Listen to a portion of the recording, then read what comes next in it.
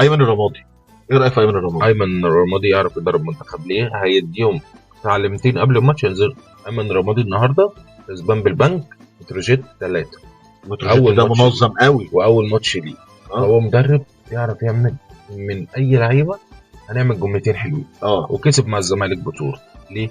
عمل منهم جملتين حلوين هنعرف نمشي بيهم كوره. وماتشاته مع سيراميكا قبل كده قدام الاهلي، ماتشاته احلى كوره اتلعبت قدام اهلي وزمالك في بطوله السوبر. سيراميكا احسن فرقه بتلعب كوره في كل الفرق اللي راحت السوبر ده. طيب انا بقى ارضى ليه انا بقى ده اللي انا بستغربه، انا ارضى ليه مدير فني مثلا ما عندوش كوره عشان نتيجه؟ اول نتيجه هتيجي وحشه حسام حسن قالوا له مع السلامه. اسمع اللي بقول لك، هو ده اللي هيحصل لان انت ما بتلعبش كوره. انت دلوقتي زي بقول لك، زي معضله اي مشجع كوره، انت عايز اداء ولا النتيجه؟ المفروض الاثنين. انت ما عندكش الاثنين دلوقتي، فايه اللي حاصل؟ النتيجه. فالنتيجه مسكتين، النتيجه كمل، النتيجه احنا في ظهرك. بس هتلاقي حد مبسوط وهو بيتفرج على ماتش منتخب مصر حال، هتلاقي مدرجات فاضيه. احنا رجعنا لايام محمود الجوهري. محمود الجوهري كانت ايامه كده، هو نفس التكنيك. هو ابنه، هو طالع من تحتيه. فهو لكن مفيش حسن شحاته. ليه؟ عشان مفيش لعيبه حسن شحاته.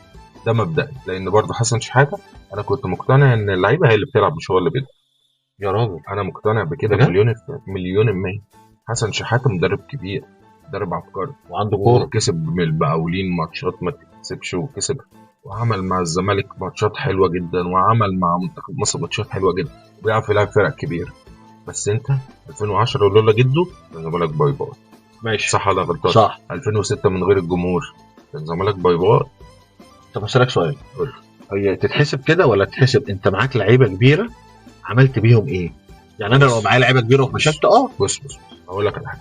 جوزيه من غير ابو تريكه ومن غير بركات ومن غير حسن مصطفى ومن غير عماد النحاس ومن غير حضري ومن غير اللعيبه الكبيره دي ما كانش هيبقى جوزيه. ما كانش هيبقى جوزيه، كان هيبقى زي اي مدرب عادي. صح ولا غلط؟ صح. معاك لعيبه، انت معاك كواليتي لعيبه ما جاش في تاريخ مصر كله تقريبا يعني. ماشي اتجمعوا مع بعض، عملت توليفه حلوه.